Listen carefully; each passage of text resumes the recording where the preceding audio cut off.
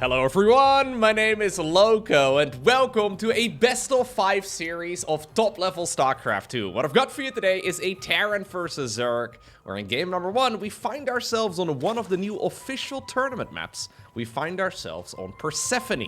Now spawning right here in the bottom left hand corner, playing with the blue Terran SCVs. We have the world champion of StarCraft 2. He's of course joined by the little polar bear spinning around on the main command center. We're looking at none other than Clem's main base. His opponent, all the way in the top left, playing with the red Zerg drones. The man who's been, let's call it reshaping the Zerg versus Terran late game. From South Korea, we have Rogue. Alrighty, now Persephone, together with a whole bunch of other maps, we actually have 7 brand new maps in the StarCraft 2 ladder map pool right now. It has replaced a bunch of the old ones. So 2 maps from the previous season have carried over to this new one right here. Although I believe that this particular series was actually played before that particular map pool change happened. A bunch of the tournament organizers, in this particular instance, this is from a I believe it's the WardiTV Spring Championship. They have already been running some of the maps from the most recent Team Liquid map contest rather, and yeah, apparently he made a good guess in that regard, because Persephone indeed is now a part of the official ladder map pool. Now this map is a little crazy. I'm really hoping we're gonna one day see a long, drawn-out macro game, and maybe it's this one, on Persephone, because this map is nutty, okay? So, first off, we have the player spawning in the top left and then in the bottom left. That already is a little bit odd. However, in the games that I've seen so far, we mostly just have a very normal setup with all of these, well, pretty obvious bases taken. However, assuming the game goes the distance, right? We have this base over here at the 3 o'clock position that is surrounded by a whole lot of speed circles, and there's a golden mineral line right over here. There's a healing zone as well, a healing circle. This is a Zelnaga healing shrine, I believe is what it's called. That basically allows you to rapidly heal up troops. It should be a lot of fun, in theory. This is one of those maps, though, that is... it has the potential to be absolutely crazy, and then most of the time it's going to be quite normal, you know? But the one time that it will be insane will be, well, stupidly memorable. For now, though, everything is very, very normal for the both of them. We've got ourselves some quick command centers coming up, and we'll probably see a third one in just a moment. Already, Rogue is going into a third hatchery. Building it right before the Reaper can really be annoying here. Sometimes Terran players send out those SCV scouts and they leave them idling on the other side of the map for a little while longer. There's indeed that third command center right now coming up for Clem. But sometimes Terrans like to block the third base. On maps like this, though, you do have a few different third base options. So obviously you can send the SCV and patrol it back and forth over at this third base location, but if Rogue sees it, which he can quite easily do with his overlords, he would just move the drone on over towards the alternative third base, and it doesn't really make a whole lot of sense. Some maps, however, they do have, well, only one proper option for a third, and on those maps it does make sense to try and delay that expansion for as long as possible. Either way, third command center here coming up. We'll probably see a tech lab on the barracks if I were to make a guess. Yep, there it is. Hellion Banshee will be the name of the game right here for Clem, more than likely. Okay, and Rogue is gonna go into Roaches. Now, this is a good step in the direction of a longer game. Roaches are very good at allowing the Zerg player not to die. You can make a bunch of Roaches and basically defend everything. Especially when you mix in 3 Ravagers, you can start biling down Siege Tanks and Liberators and Banshees and all the rest of it. And it's really good at stopping those timing attacks from Terran. However, I don't think I really recall the last time that Clem lost. Oh, as he attempts running by. But I don't remember the last time I've seen Clem lose to like a Roach timing attack. A Roach timing attack is very, very strong on the ladder. I actually think if you start playing Zerg, it's the best build order to learn. But at this level of play, I mean, Clem has played a lot of StarCraft, right? He's... oh, we got the... oh, the Reaper Grenade! That's cute! Okay. The Reaper Grenade to prevent the, well, Queen from holding position in that choke point. I don't know if this is going to be a worthwhile run by here for Clem, but it's a nice play. One thing that Zerg players will do when they go for this type of Roach opener is they skip Zergling speed. And Clem recognized it. He saw the wall off. He's like, wait a second, what if I just use my Reaper? Okay. So, crisis management right there from Rogue, extremely good. Gameplay moment right there from Clem. Also, very, very good. Ultimately, though, we have 8 drones for 4 Hellions and a Reaper. And in the meantime, what Rogue was doing while he was under pressure, since he didn't have Zergling speed anyway, he was just holding down the drone button. So he was over-droning and lost a couple of them. But considering Clem now also has lost basically all pressure and all presence out on the map other than this one Banshee, I think it's fine for Rogue. That's one of those moments actually where as a Terran player, you look at it and you're like, oh my god, I'm so far ahead. You're not. Best case scenario is you're slightly even. Like, your best case scenario is that the opponent freaked out and started making slow Zerglings. But considering Rogue is a very seasoned veteran, right? He's played this game a lot. He did not freak out and he's just chilling. He's having a good time. So we are going to go into double upgrades for the Roaches and also a very quick infestation pit. This could actually lead to like a 6.5 minute hive, if Rogue is so inclined.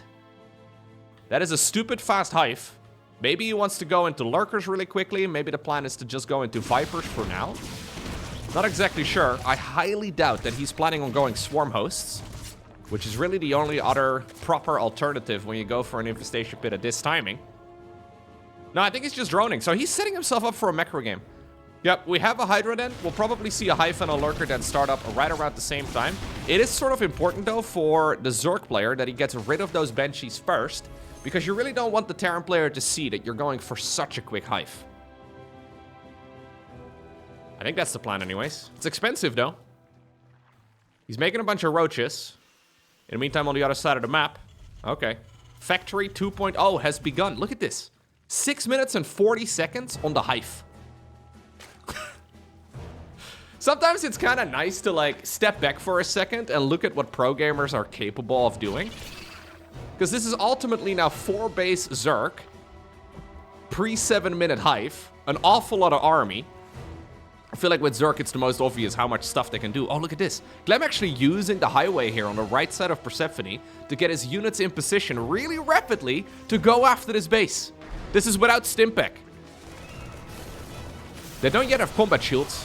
But, I mean, he can still push through. That was a really neat little way for Clem to get into this particular engagement. Now, are there enough Roaches to really shut this down? These speed-up circles are just movement speed. Not enough, of course, for attack speed. If you would get an attack speed buff as well, that would be ridiculously powerful. And ultimately, yeah, Rogue defends that with relative ease. The perfect number of units was made. Lurker Den, a little bit late. I think the plan is to make a few Vipers here first and foremost. We have to see if he goes melee upgrades next in those Evo chambers, or if he wants to double down and go Missile and Carapace again. Well, it's Carapace first off. What about the second Evo chamber? I'm highlighting the Zerg here a lot, mostly because as I'm following along on the production tab in the minimap here with Terran, everything's very normal. So this is Barracks 6, 7, and 8 here for Clem. He's going into a 4th command center. He's realized that he's not going to be under a lot of pressure until those Lurkers are likely to be out. So he's just using this as an opportunity to build that CC on location. Look at, oh my god. That is the world's fastest Roach. Jeez. He just zoomed away from those Banshees. I mean, they've always had a lot of legs. Big drop inside of the main base. I love the Spore Crawlers. Ooh, those Spore Crawlers are, yeah, really cleverly positioned, making it difficult for Clem to really commit. So after the Banshees were mostly taken care of, I mean, they're still going around. But he moved one of the Spores. I think the one from the natural and then also the one from the main base. Or maybe he made an extra one in the main. I'm not exactly sure. But he moved some of the Spore Crawlers around, anticipating that exact drop positioning there from Clem. Okay. And so far, so good. I do like the movement here a lot on those Banshees. Most of the time what we see from even top-level Terrans is they just sort of give up the Banshees as the game progresses, but Clem has brought them back, repaired them back up to full. Now this one over here in the front has 15 confirmed kills. And a lot of creep control as well. Rogue would have loved to be a little bit further out with the creep spread. Not quite getting it done so far. Ghost Academy coming up. I mean, we have all the parts for a nice macro game here. We gotta cancel that. All right, he does. Drop still set up over here. Mostly maybe hoping that he can intercept that base if it starts up, but not the case. Hatchery will begin once more. Okay, we may just be getting ourselves a long macro game here on Persephone, and I'm really curious to see how a game like this plays out. Because again, assuming both players mine out their half of the map, the only resources available are these golden ones surrounded by speed circles. That's extremely valuable, but also very difficult to control. I would imagine lurkers and siege tanks actually are worse in those situations. Mostly because they're, well, on siege and siege uptime is not going to be any faster. So you'd probably be better off just doing good old Marine Medevac versus like maybe Ling Bane or something. Anyway, we're still a while away from that, but all the signs are at the very least pointing here towards a nice macro match. Bailing Nest coming up. We have the speed boost as well for the Hydralisk. 3-3 is researching for Clem. He's building 3 additional command centers. A second starport begins. Ghost production is well underway. Oh my god, they're so quick. Hold up, sorry. Can we look at that again? Those Marines, when they decide to use their Stimpaks, look at them zoom. Here we go, here we go. That's so fast. I don't know if anybody ever looked at a game of StarCraft 2 and thought, you know what this game needs?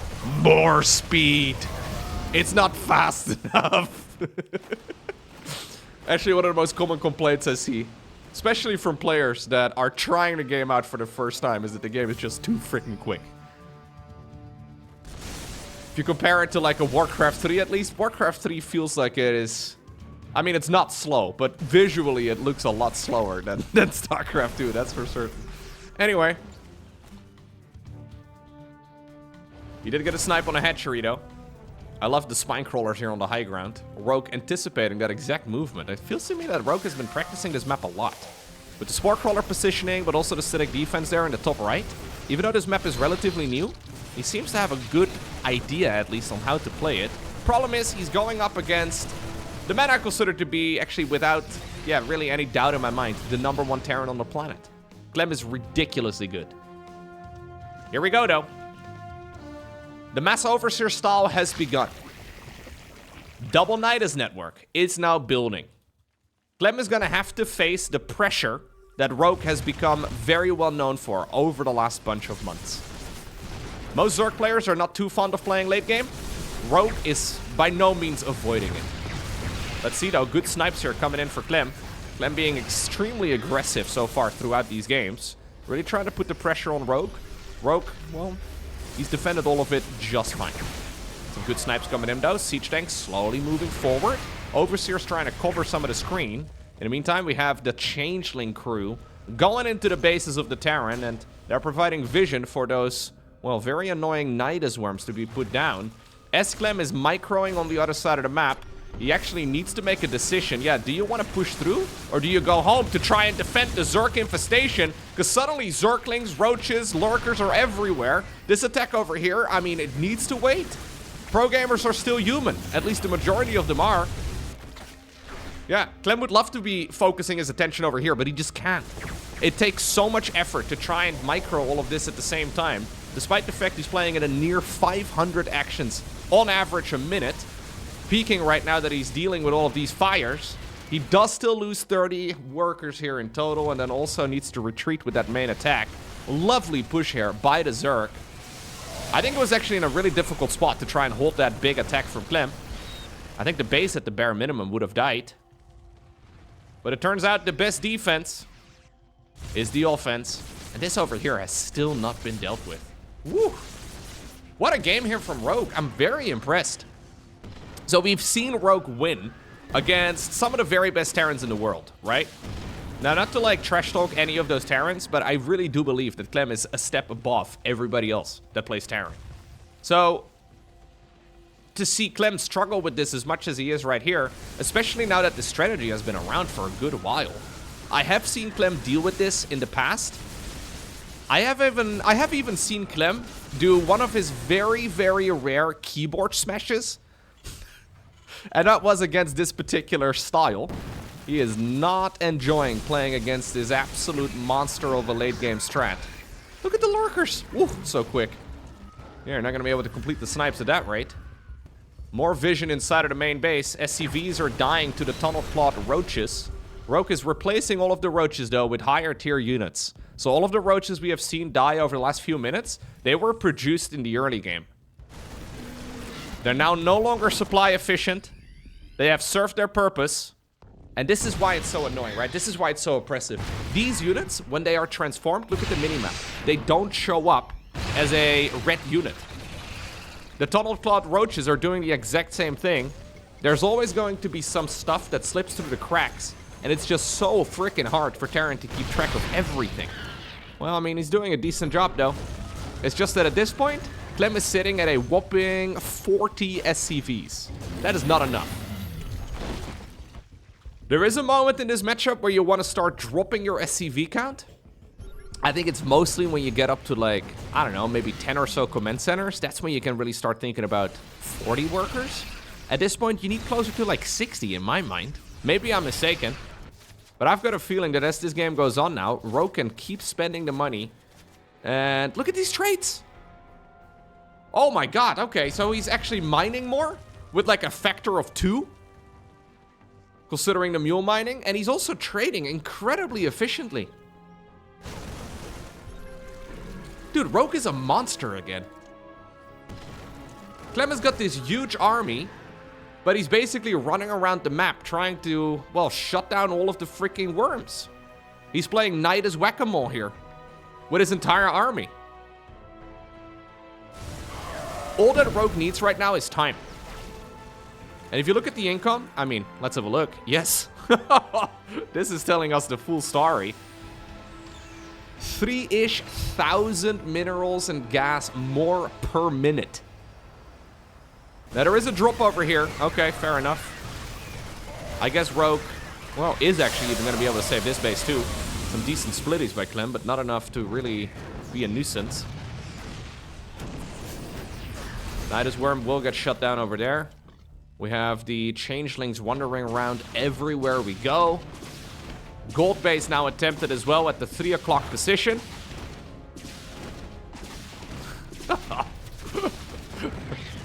This is... As a fan of high-level StarCraft, I love it so much when you see players collectively come together to try and deal with a problem they have. And for months, we've seen Zerg players struggle in the late game. Not so much in Zerg versus Terran as they do in Zerg versus Protoss, but Rogue has found a solution, and he makes it look like this is broken, right? Like, you look at this stall and you're like, oh my god, I'm not even really sure what Terran is to do. Like, if Clem can't deal with it, Clem can't possibly be playing any faster than this. I mean, can we really reasonably expect him to play at 10 buttons a second? Right? Like, he's at 500 average APM. Like, this is an insane amount. It's really interesting to me how there's no changes to the game, right? Like, we get patches every once in a while, but nothing really that has addressed this type of late game style. It's just players getting better and figuring out new strategies in a game that's now 15 years old. Even if you do nothing to the game for the next 5 years, strategies will continuously evolve. Which is one of my favorite things about StarCraft. And this is a frustrating game, too, to start the series off with. I think overall, in a matchup between these two, Clem is quite a significant favorite. Maybe like a 65-35, something like that, if I were to make a call. Clem's ridiculously good in this matchup. But he clearly still has some frustrations that need to be dealt with. Look at that healing circle coming in clutch. Hydra getting some additional HP back. Ay, ay, ay. A Mutalisk? Okay, well, that's just bait. That's gotta be a misclick. There is a moment, by the way, in this matchup where Rogue will make the switch to Brute Lord Infester. Clem, by the way, has not been replacing his SCV count very much. So he's now at only 39 SCVs. When I started that sentence, he was at like 37. It's not looking too good as far as the economy goes, even though he's still maxed out, pretty much. And he still has some money to spend, pretty much. But if you compare it to Rogue's cash, he's in a world of trouble. I would love to see a drone transfer, yeah, towards the gold base here. Try and mine out those expansions quickly. Okay. The Nidus Worms still continue. I would imagine the resources lost-wise, especially with the gas. It's not looking so comfortable anymore for Rogue.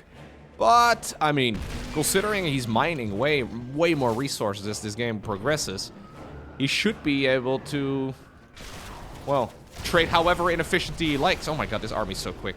I love Persephone. This might be my new favorite map. Like, as far as tournament maps go, this Baneling roll-by came from the other side of the map, and it still arrived in just a couple seconds. It's so cool, dude. Now, this game is not over yet, though. Clem has got an insane army.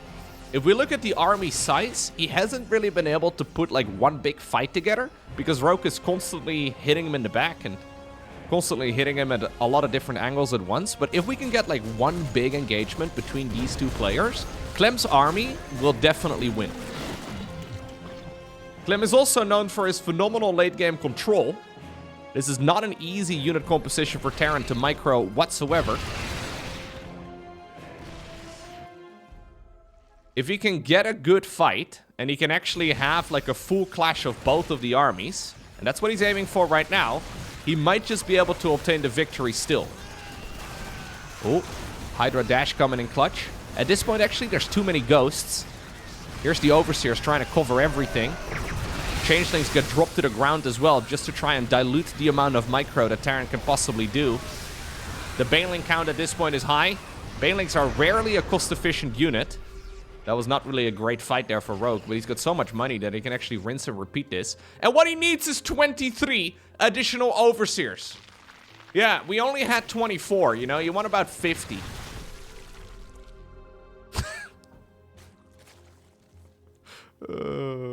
How do you judge the success of a single Overseer? Normally, you look at the cost-effectiveness of a unit and decide, okay, is it worth it? Very, very hard to determine the cost-effectiveness of a single Overseer when you have 50 of them.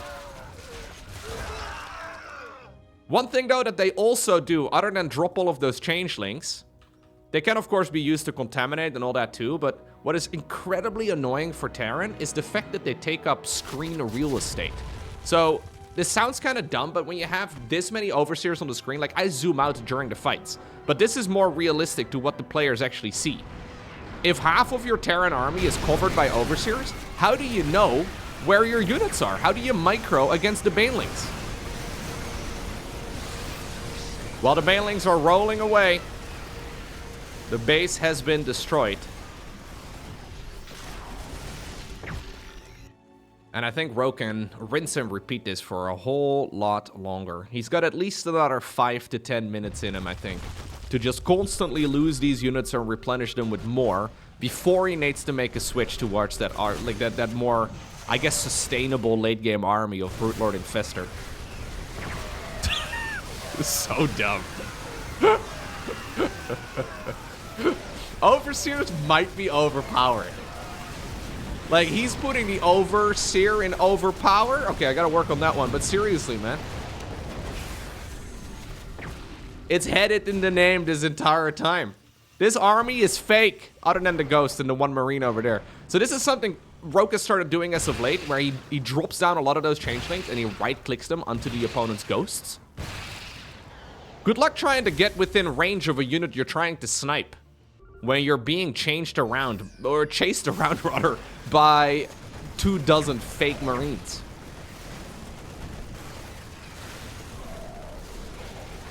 It's so insane. This has been in the game, by the way. Like, Overseers have been in the game since the very beginning. I don't know if they've ever been changed. It's been 15 years. Kinda crazy. GG.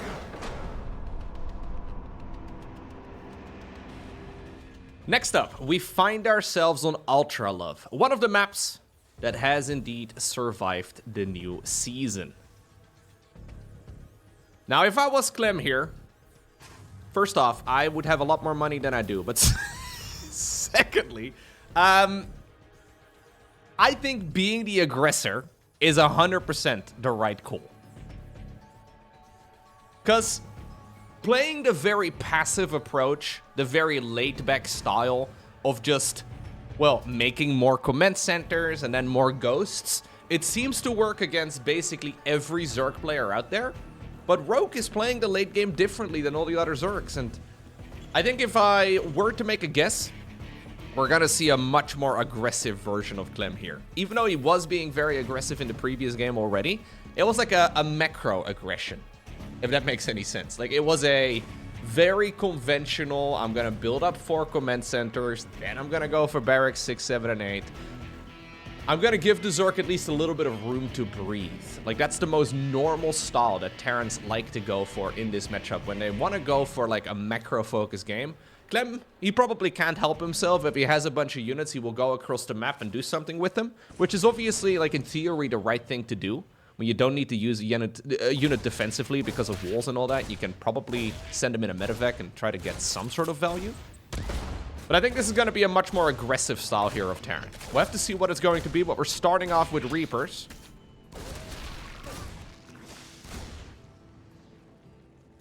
One of those annoying strats. Zerg has been delaying the 3rd hatchery here for a little bit. He's seen the movement here by those Reapers, so he knows that he can probably get the hatchery started now. If Clem can actually jump on that hatch in the next couple seconds, he could try to force a cancel. Not going to be the case. So this is only going to be 3 Reapers. This is the most conventional version of a build that we don't actually see that much anymore these days. It was very popular at this time of the year, like 2 years ago. We used to see triple Reaper openers all the time. This is one of those very common examples in the history of StarCraft where it's technically an amazing build, but because Terran players overused it, everybody got very good against it.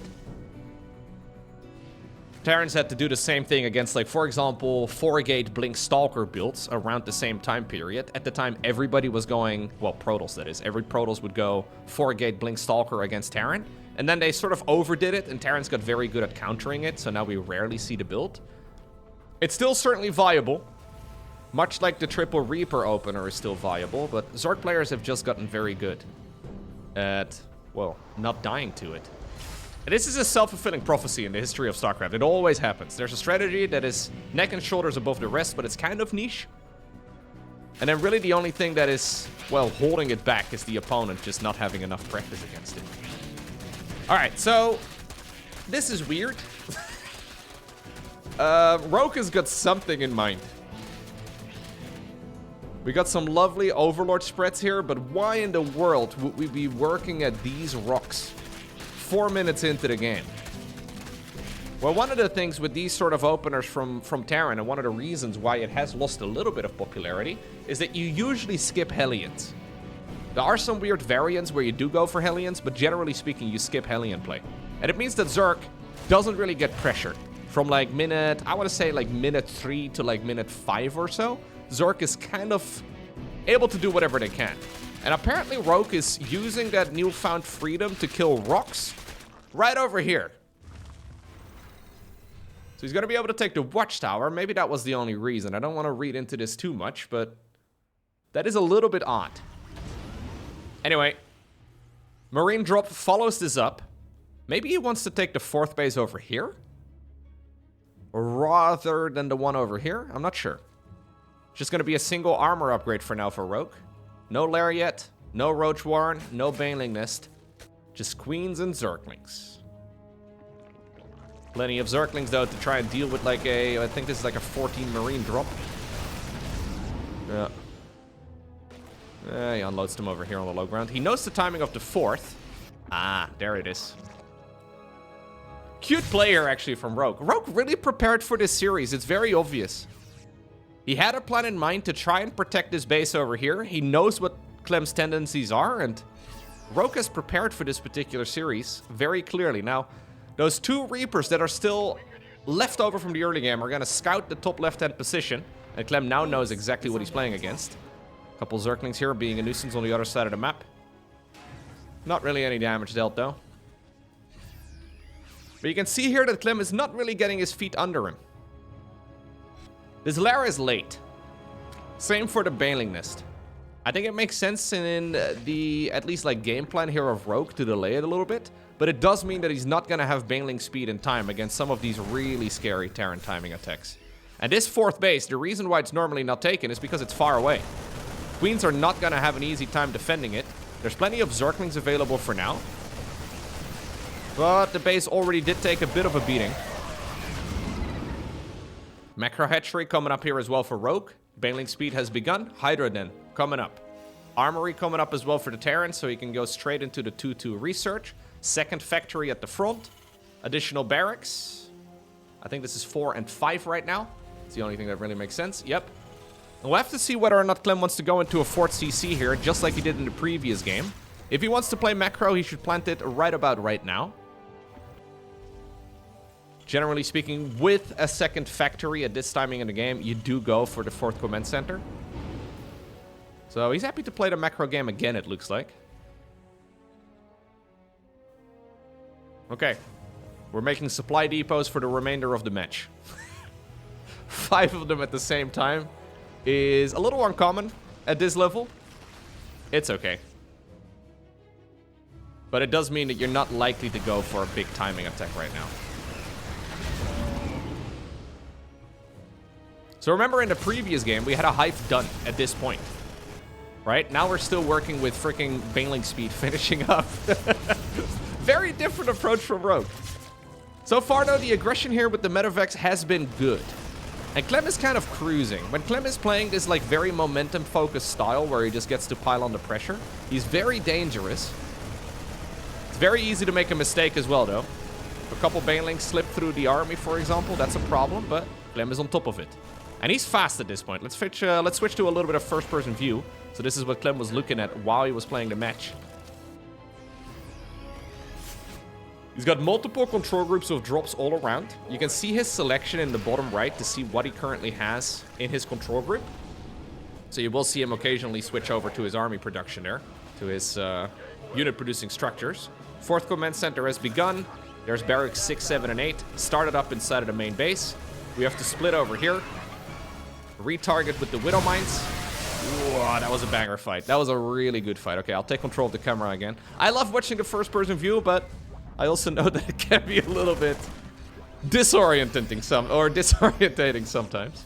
That was a lovely attack though by Clem, getting a ton of value. And now suddenly, this army here for Rogue is looking a little bit flimsy. Yeah, he's got lurkers cooking, but he doesn't really have them done yet. He got rid of a lot of Banelings. I actually wonder if Clem just sets into like a big fight in the top left-hand corner, or maybe even go through the center of the map. He might be able to hit the opponent in the face before lurker numbers get out of control. Now, it is on a timer though. 4th command center flies on over. Will he just make tech labs on these and switch into ghost production? Well, it seems to me like that may just be the case. He's still busy microing over here though. Those Zerglings are dealing a lot of friendly fire there too with the Widow Mines. Sacrificing themselves but getting value. Look at the supply count though. Like what exactly has happened in this game for Clem to be 40 supply up? Well, it's probably this. Yeah. He's only lost all of those units. It's not that many. Considering he's killed that much of the Zerg, including a hatchery, and I don't think that's all of the Banelings. Lurkers are here. Just a few seconds away. However, lurkers aren't actually that scary until they have their hive tech upgrades. Clem can certainly continue the pressure for a little bit longer. If Rogue can survive for a few more minutes, he'll feel a lot more comfy. But Clem has had his eyes set on this base for a while now. Not overextending though, not really risking it. 5th command center has started up. I would love to see 3-3 begin as well in the engineering base. Yeah, now the lurkers are here and he knows he needs to be very careful. This is thin ice. Super easy to lose all of your army here. Ghost production, by the way, has also begun. Clem doesn't have enough gas to really start up the 3-3 research yet. Rogue is cooking up some really strong upgrades though. Adrenal glands, +1 missiles about to finish. Most importantly though, seismic spines. That's the ranged research for lurkers. Well, he's found a point though where the Zerg army doesn't have any lurkers. And even though this is technically a surround right here coming in from the swarm, the Terran army is having a grand old time. Ooh, picks up, gets out. Insane engagement here from Clem. That is the exact position that you usually try to avoid as Terran, but there are some very unique circumstances where getting surrounded by the swarm is actually sort of what you're aiming for. He doesn't know when those lurker upgrades finish. He knows they must be finishing very soon. But suddenly, this Terran army, oh, he gets the council as well. And a lot of those units, wow.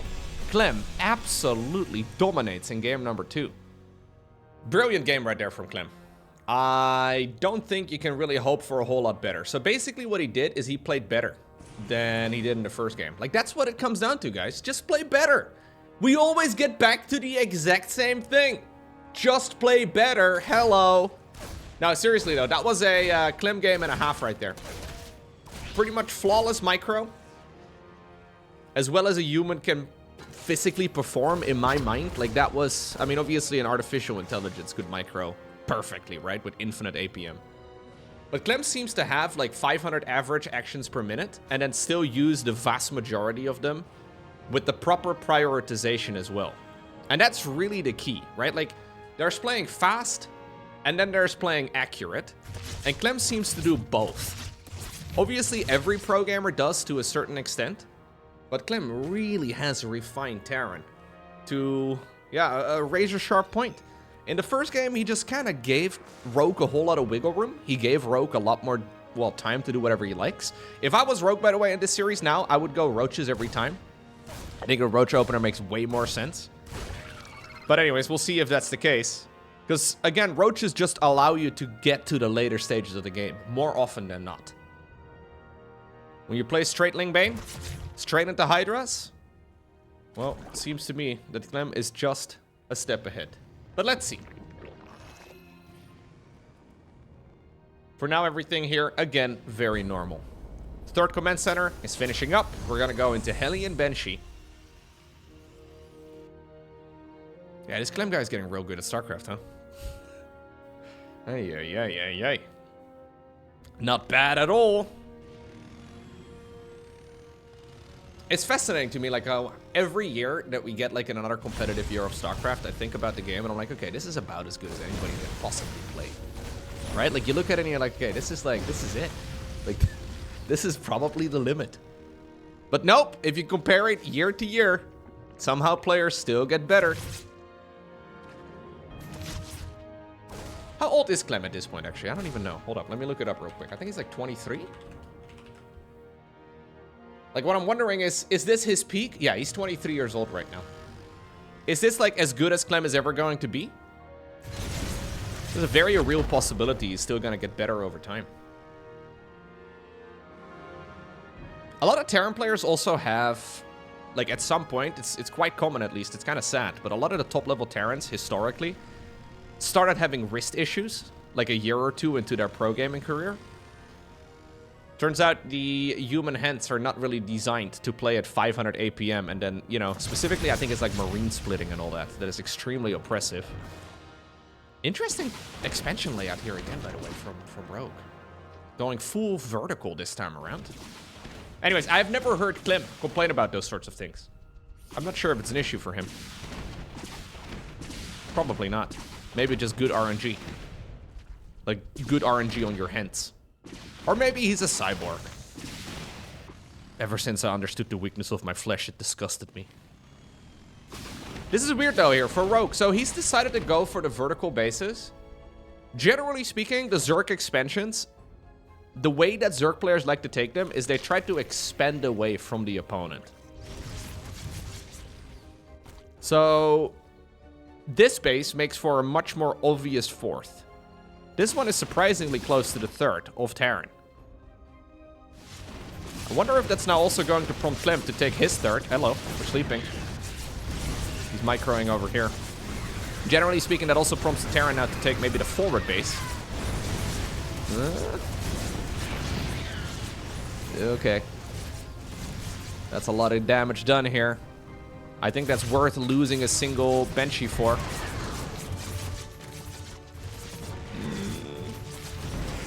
Okay.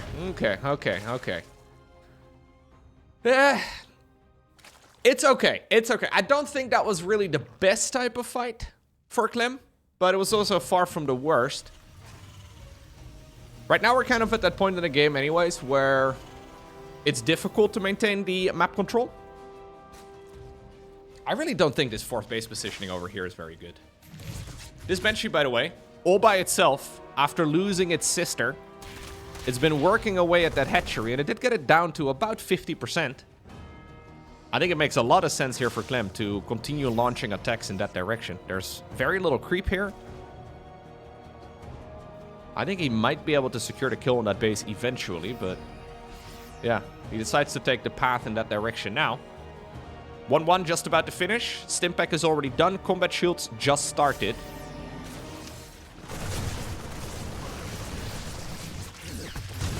Ooh, okay. Tried to retarget there. Bailing speed seconds away from finishing. Could be one of those awkward moments where it finishes up in the fight. You see how quickly he targeted those Banelings? Like he shift queued in between the Banelings there. That was very fast. But he also knows that Baneling speed must be nearly done.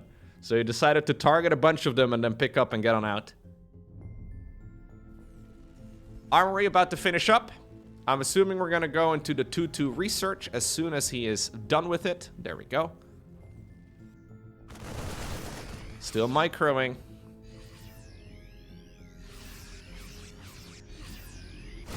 This little drop up here, actually, now feels extremely far away. And again, Rogue is just not really getting his feet under him here.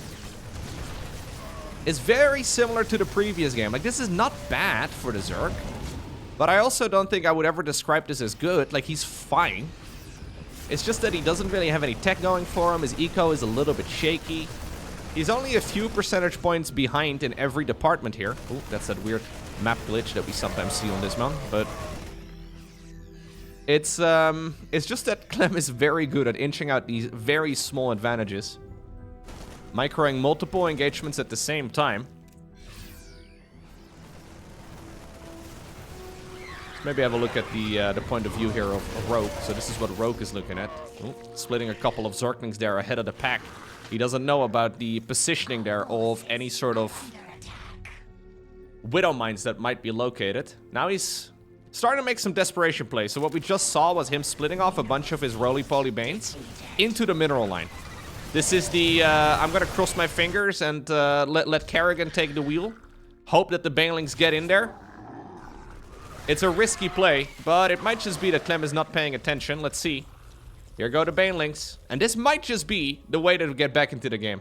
Ay, ay, ay. Turns out Kerrigan is very good at holding the wheel. Now you've angered him, though.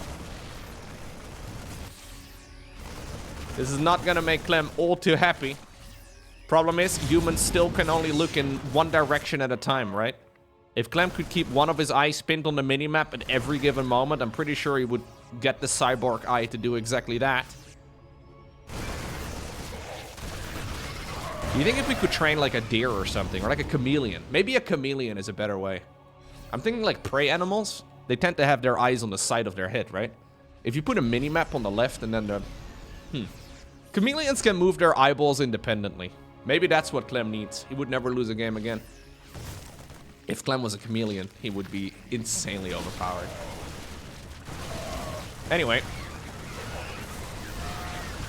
Ooh, that fight. That was very flimsy.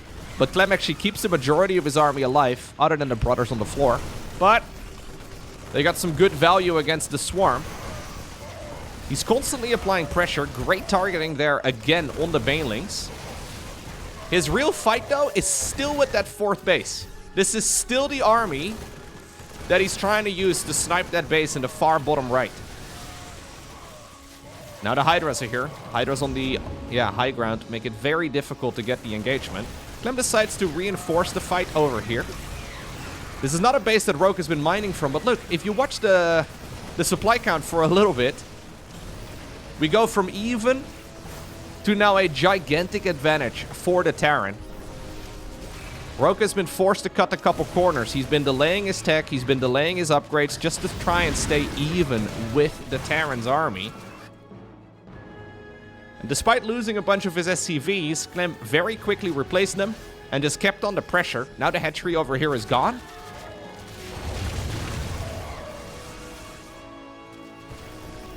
Insane. Yeah, Clem's having a good time here. Our forces I really think opening roaches here would have been the better choice for Rogue. So, it's difficult for Terran to really fight like the way that he is against roaches. It's very difficult to set up that momentum-based pressure, you know? So this is Clem trying to micro multiple engagements at the same time. Burrows the Widow Mines, targets, fires down the Infestation Pit. Or we're gonna go for a third engagement. Well, he wanted to send in a third control group of army against the Lingbane Hydra player. Again, a quick attempt from Rogue to go into lurkers, but he was just never allowed to get there. It is pretty interesting. So according to Clem's Liquipedia, he started playing StarCraft 2 at the age of 10, and he's 23 years old right now. So he has been playing StarCraft for more than half his life. And I guess it sort of shows. Years ago, when Clem first started competing, I think it must have been when he was like 14, 15 years old, something along those lines. He started to first travel to events around that time. And obviously, if you travel internationally as a child, you need your parents to be there, right? Or at least some sort of adult. So for his first whole lot of tournaments, actually, Clem used to travel with either like his mom or his dad. And they were incredibly supportive. I saw them at a whole lot of tournaments. They were pretty much always there. And that's ultimately what it takes too, right? Like, it's one thing to be very talented and to be very good at something, but you do need a support system around you. And, well, Clem has been crafted into the perfect Terran player, it seems, man. Like, just insanely oppressive game number 2 and 3. Game number 1, I mean, he let the Zerg player breathe. We'll see what we do here in the 4th match of this series. It is match point right now for Clem.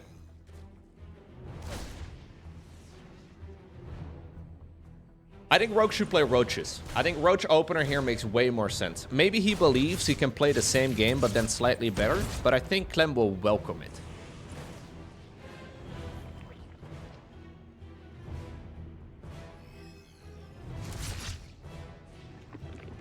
Let's see.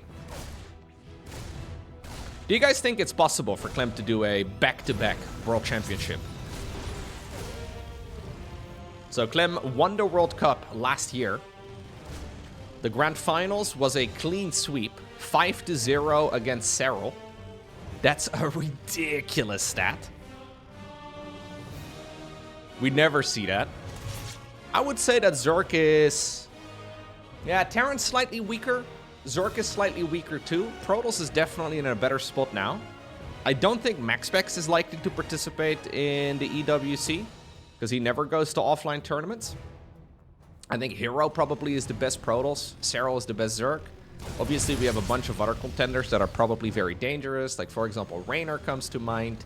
We have, for example, Maru, right? There's a bunch of really strong competitors and some people that certainly might be able to make it.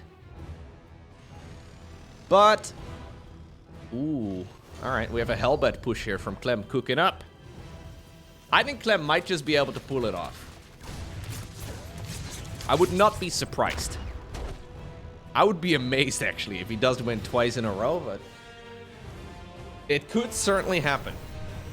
I don't know what the rules are, actually, for, like, playing off races. So, over the last, like, I think actually since, like, December, in effectively every important Terran versus Terran, or at least every match that Clem would have to play against Terran, he has switched to Protoss in those series instead. His PvT has become very strong.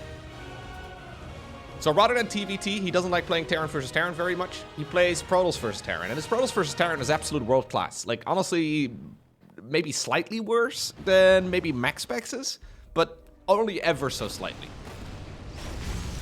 I don't know if you're going to be allowed to do that. I think so. Let's see. Here's the Hellbat push. Again, Roach Warrant has been skipped. Quick double Evo chamber this time around here for Rogue, but that means that this attack will be very hard to hold.